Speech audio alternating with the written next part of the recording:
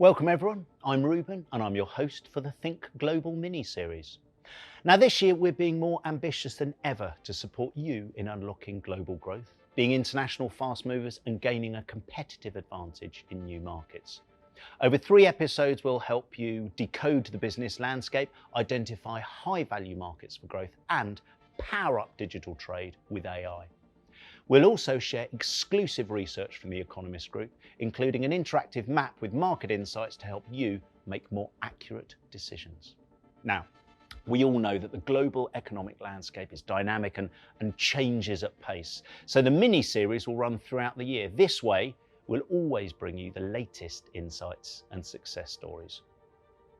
So in this first episode, we'll explore a 3-pillar framework for growth, as well as the AI-powered tools that can help you expand worldwide. Our guest speakers, Tom Standage of The Economist and Colin Murdoch from DeepMind, will also be on hand to share the insights you need to thrive amidst uncertainty. So first, to take us through the International Growth Framework, we have Eduardo Bortolato, Head of International Growth here at Google. Over to you, Eduardo. Hi everyone. Let's face it, as Ruben was mentioning, uncertainty is a common denominator worldwide. But it's also true that the effects of uncertainty are not equally felt in all markets. And that's where the opportunities lies for your business. By diversifying, you can find high-value customers wherever they are. And in the new area of globalization, having an international presence is easier than ever, thanks to digital. 60% of the world is now online. This means that nearly 5 billion people are searching, watching videos on the web, interacting with brands, and also making online purchases. This presents a huge opportunity for businesses looking to deliver goods and services to international regions. This is a key reason why cross-border commerce has grown twice as fast as domestic over the past 5 years. And purchasing internationally has also accelerated post-pandemic, happening 25% more frequently. And as purchase options increase and economic uncertainty remains, consumers are more open than ever to try new brands, with 1 in 4 consumers globally willing to switch between brands. This is an opportunity for you to capture more demand, but also a warning. You need to invest in your global brand or you risk other players moving in on your customers. These are precisely the reason why, despite the complex macro and geopolitical landscape, global brands remain top performance. A good example is PepsiCo. When inflation hit, they were already ahead. They have invested in their global brand and embraced innovation to optimize their international go-to-market and business setup. But if you haven't figured out your global plan yet, it's not too late. In this episode, we will help you decode the insights informing global expansion and equip you with the newest framework for global success in 2023. The framework is made up of 3 priority pillars and has been developed by our international growth consultants who help more than 2,000 advertisers expand every year. The pillars are, first, geo-diversification through digital to grow amid uncertainty. Second, building a strong international brand to untap high-value sales in global market. And finally, the third pillar, gaining efficiency and future-proofing your businesses by embracing AI. So I'll help you make sense of these 3 pillars so you can build or optimize your international plan. But I won't be alone. As Ruben mentioned, I'm very happy to share that Tom Standage from The Economist and Colin Murdoch from DeepMind will be our guest speakers. Let's start with pillar 1, which is about gathering insights and trends to make the right decisions for your international strategy. First, you need to decide whether you should expand into new markets or optimize your presence in the current markets. These 4 factors were identified as critical by our international growth consultants: market attractiveness, product market fit, market entry barriers, and market risks. It's important that you index these indicators for every market, current or new ones, and then ask yourself, have you maxed out in your current markets? If so, you'll need to expand. Did you see potential to grow your market share in your current markets? In this case, you'll optimize for global branding. So gathering information about these factors and the trends that drive them, it's not an easy task. That's why we invited our guest, Thomas Standage, deputy editor of The Economist, to unveil the trends shaping the global business agenda in the world ahead.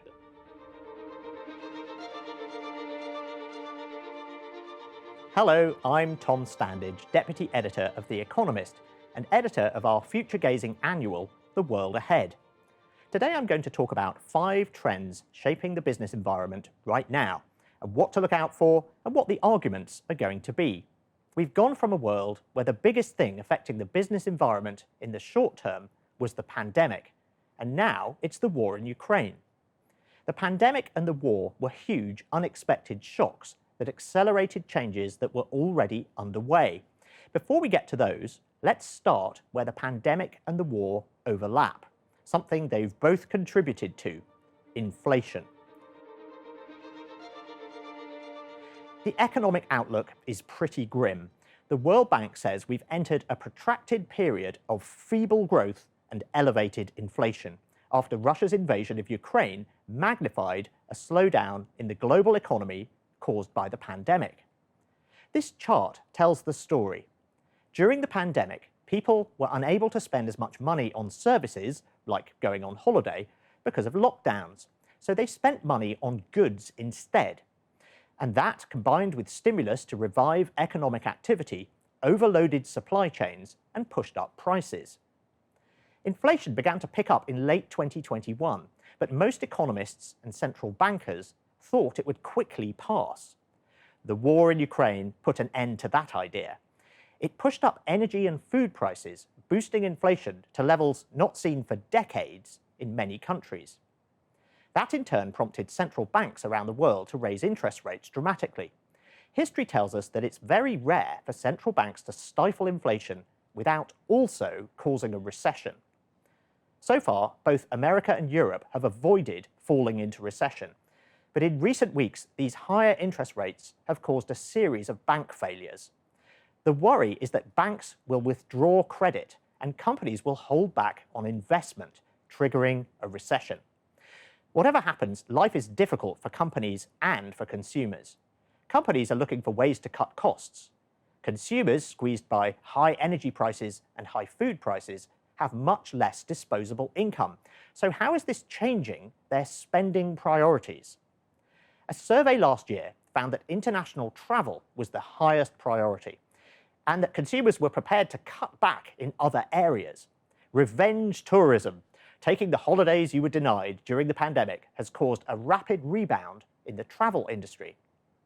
But more generally, a big question for companies today is the extent to which consumer behaviour has been permanently altered by the pandemic. And that's our second trend. The pandemic led to huge jumps in the adoption of online shopping, online learning, and other ways of doing things remotely. In a few weeks, consumers were fast-forwarded several years into the future.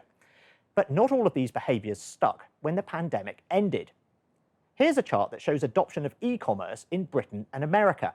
You can see that adoption shot up, but in America it fell back to the previous trend, whereas in Britain it's remained about 2 years ahead of the trend.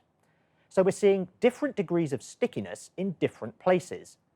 In America, air travel has returned to its pre-pandemic level. So has restaurant dining. But spending on buying groceries online, which doubled in America at the start of the pandemic, has remained at that elevated level. Again, we see that consumers have gone back to pre-pandemic behaviour in some ways, but not in others. So which behaviours have stuck, and how does it vary by country? This chart looks at the stickiness of 6 different behaviours across multiple countries. You can see that some behaviours, like shopping for groceries online or telemedicine, have proved stickier than others, like taking classes online or cutting down on air travel. The other thing this shows you is the wide variation in stickiness between different countries for any given activity, as well as between activities. So it's dangerous to generalize about what sorts of behaviors have or have not stuck after the pandemic. It varies by country and activity, and that means companies have to make greater use of analytics to track how customers are behaving. Customers' behaviors and expectations have changed in all kinds of ways, and they're still changing, and companies need to be flexible enough to respond. These changes among consumers are dramatic, but what's even more dramatic is the change in the relationship between employers and employees as a result of the rise of remote working and hybrid working, and that's our next trend. This will probably prove to be the pandemic's most enduring legacy for businesses. It's a really big shift, as big as the shift to working in offices rather than in factories or fields. Many companies were reluctant to try working from home in the past because they worried that if it went wrong, they would lose out to rivals. They also worried about the impact on productivity. But it turns out that remote working doesn't reduce productivity and may in fact increase it. For the most part, people haven't gone fully remote. They've switched to hybrid working, dividing their time between home and office. There's still a lot of debate about what the best mix is. Many companies are having trouble getting workers to go back to the office. Bosses, in general, want people back in the office more, and workers, in general, don't want to go back to the office for quite as many days as their bosses would like. But this assumes that all workers have the same preferences, and we know they don't. Surveys from America suggest that women and people of colour are less keen on returning to the office. These disparities matter because there's a lot of evidence that managers favour workers that they see and interact with more frequently.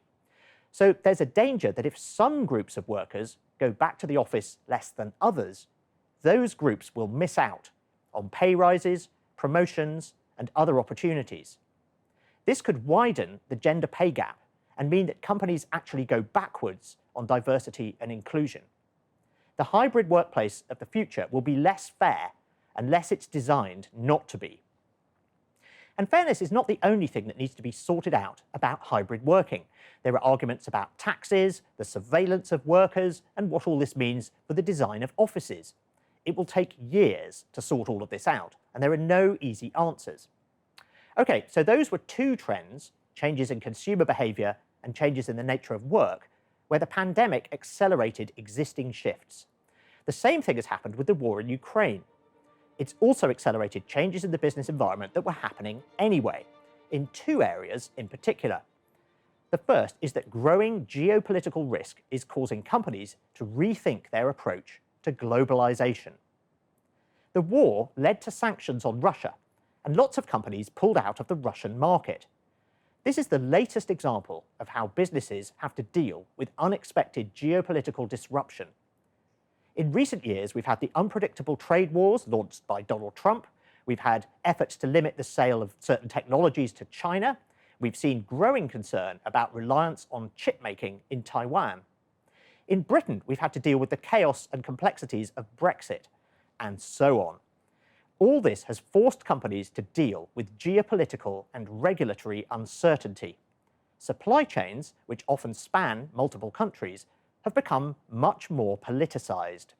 You can see all this in this chart. Risk and uncertainty around trade policy surged during the Trump presidency, and geopolitical risk spiked with the invasion of Ukraine. Similarly, restrictions on international trade have shot up as Western countries imposed sanctions on Russia. But an even bigger question is what all this means for trade with China. There's growing talk of a new Cold War between the West on the one hand and a Chinese-led bloc on the other. This would be very different from the old Cold War between the West and the Soviet Union, because there was no trade to speak of between them. But there's a huge amount of trade between the West and China. It is integral to global supply chains. The sanctions imposed on Russia have focused minds on what would happen if China invades Taiwan. Western firms are looking for ways to reduce their dependence on China, which is both a key manufacturing hub and a leading supplier of vital commodities. One approach is reshoring, where you bring manufacturing and services back to your domestic market. Another is friendshoring, where you move production away from China to countries that are deemed less risky. So does all this mean that we're heading for a less globalized world? Well, it turns out that globalization peaked in about 2009, when trade as a percentage of global GDP hit its all-time high. Today's efforts to decouple from China are sometimes characterized as deglobalization, but that's not quite right. If Apple moves production of some products from China to Vietnam or India, its supply chain is actually more globalized. So it's more like re-globalization, as companies rethink their supply chains to make them shorter and smarter. There's more emphasis on just in case rather than just in time. Running a less lean supply chain pushes up costs, but it also improves resilience. One of the things many companies learned in recent years was that they'd gone too far in optimizing their supply chains, and there was no slack at all. So any problem anywhere, like a ship getting stuck in the Suez Canal, could cause disruption. Paying more attention to supply chains has other benefits too. Some companies were already doing this because investors have been pushing them to pay more attention to ESG, environmental, social, and governance considerations. If you want to measure your carbon footprint or check that your suppliers are not using forced labor, you need to know what's going on in your supply chain. For years, reporting these things was voluntary, but regulators are steadily making climate impact reporting compulsory. And whether it's required by law or not, it's already something that is increasingly expected by investors and by consumers too. And that's because consumers have lost faith in government's willingness to act on climate change and prefer to put pressure on companies directly. And that brings us to our final trend, the politicization of business. On a range of political issues, from climate action to racial justice to abortion rights to human rights in China to pulling out of Russia, companies are increasingly expected to take a stand by customers, employees, and investors. And that often brings them into conflict with politicians, customers, employees, and investors who disagree with the position that they've taken. As a result, today's CEOs have to be politicians themselves. This is a chart from the latest edition of the Edelman Trust Barometer, which looks at public attitudes towards companies, politicians, the media, and NGOs. You can see that way more people think companies should be doing more to address societal issues than think that they're already overstepping the mark. What's more, companies, amazingly, have for many years been more trusted than NGOs, governments, or the media. Now, this isn't because people suddenly trust business, it's just that they trust everyone else even less. So what's going on? Well, politicians aren't considered to be doing enough to address big societal problems. And civil society has become much more vocal and has more ways to express disapproval, for example, through social media. Consumers expect companies to fill the vacuum left by politicians' inaction or lack of trustworthiness. And they may feel that lobbying companies is the most effective way to bring about change. Also, business is the only institution that's perceived as being both ethical and competent enough to solve big problems. The upshot is that as people become more disenchanted with politicians, they expect companies to step up and take action. Okay, those are my 5 trends shaping business right now. In conclusion, I'd like to add one more thought. I'm often asked when things will go back to normal. It turns out that in retrospect, the pandemic marked the end of an unusual period of relative stability in geopolitics and economics. We had unusually low levels of inflation, interest rates, and conflict between great powers for many years. But now everything has changed. The much more unstable world we now find ourselves in, whether it's because of the unpredictability of geopolitics, economics, extreme weather, or rapid technological change, this is the new normal. It's already here, So we might as well get used to it. Thank you for listening. Indeed, Tom. So as you said, unpredictability and uncertainty are the new normal. And this has impact on customer behavior, which is why I would like to focus now on the second pillar.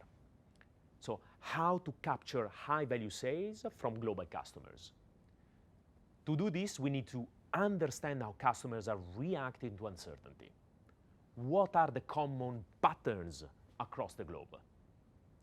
The answer is that as inflation rises, consumers are re-evaluating their next purchase. They want to make sure that they get great value for money. For example, 53% of the global internet users look for quality indicators to make a purchase. And there has been more than 3% year-over-year growth in queries related to price sensitivity. 38% of consumers look for trust indicators, so for reassurance that they are choosing the right brand. So for your business, this means that you should supercharge its brand proposition. How? Communicating competitive prices, showing you are trustworthy through reviews and partner logos, but also emphasizes good quality, for example, with origin, like Italian wine or Swiss watches. But what does this mean from a customer journey perspective? As customers prioritize these factors, the decision-making becomes longer and also more complex. In a recent analysis, we found that buyers can have more than 500 touch points before they take action or purchase. These touch points happen across many channels and devices. The only way to accelerate the customer journey and optimize your ad spend is by having a strong brand presence. In fact, the longer you have been in a market, the more you'll have to spend on branding and the upper funnel. This is essential to keep on capturing new demand and reminding your loyal customers why they should stick with your brand.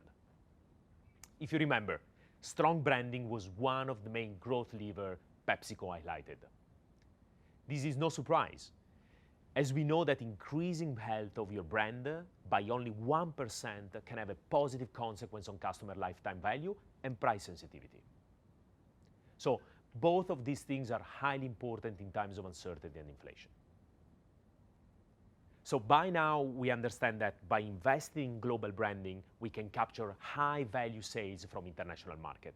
The question is, how can your team start creating new videos, creatives, search ads with the right message at the right time, and localize them too? All of this in a cost and time-efficient way. That's the challenge that QuickBooks faced too. QuickBooks is an online accounting software that helps businesses manage cash flow, track expenses, send invoices, and more, all in one place. So when you think about pillar one, expanding or optimizing, they realized that they had to optimize their current markets. They wanted to reach more global, high-value customers across the funnel. The question around pillar two was, how do you do this efficiently and cover all surfaces and devices possible? So they took advantage of our new solution, Performance Max, which automatically served their ads across search, YouTube, display, discovery, and Gmail. So they didn't have to worry about budget split, the best performing creatives, or sending the right message at the right time to the right audience. PMax did it for them. And the benefits were significant. A 90% decline in the cost per users. 18% increase in the overall reach.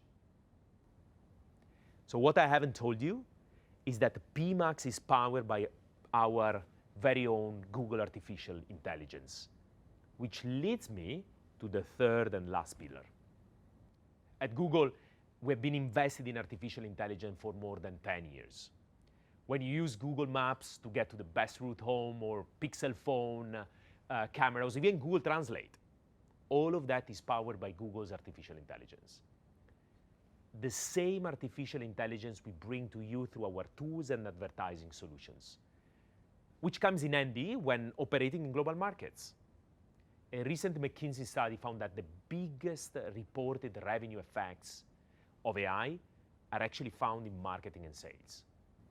70% of AI adopters see revenue increase, with 28% of AI adopters see cost reduction. And that's exactly what Grammarly experienced. If you haven't heard of Grammarly before, it's an American cloud-based typing assistant. So they review spelling, grammar, and punctuation in English. So when thinking about Pillar 1, they decided it was time to expand from North America to Latin America. They saw a perfect product fit. The challenge came when they were activating Pillar 2. They already had a successful advertising campaign that had been running and that had video as a core channel. But how could they localize it quickly and seamlessly? So to help support their global scale, Grammarly used artificial intelligence solution that's available to everyone on the Google Ads system. The selected one of their best performing videos and used our voiceover functionality to dub their video into Spanish and test it in Latin America. So bringing to life Pillar 3, they embraced AI, localized their video, and took Latin America by storm. 14 times the conversion, a significantly lower CPA. So the process was quick and saved Grammarly time and money. To finalize the pillar, I'm very aware that artificial intelligence is not new to Google, but it might be new to some of you. You might have questions about what's possible or how to apply it to your business. That's why we sat down with Colin Murdoch, the Chief Business Officer of AI Research Lab DeepMind, who helped us decode some of the business application of AI and what is coming next. So fill out the feedback form on the right and you'll receive a link to watch this exclusive Q&A. It will be available for a limited period, so make sure to watch it before it's too late. Ruben, back to you. Thank you so much for that, Eduardo. And that brings us to the end of the first episode. With our 3-pillar framework and the insights from Tom at The Economist, you can now make informed decisions about your international growth strategy and, I hope, start discovering high value in global markets. Now, across the next 2 episodes, we're going to focus on giving you an overview of the markets you should prioritise in the long term. And we'll also share an interactive map with insights and best practices for operating in those markets. So look, save the date now in your calendar and keep thinking global. See you then.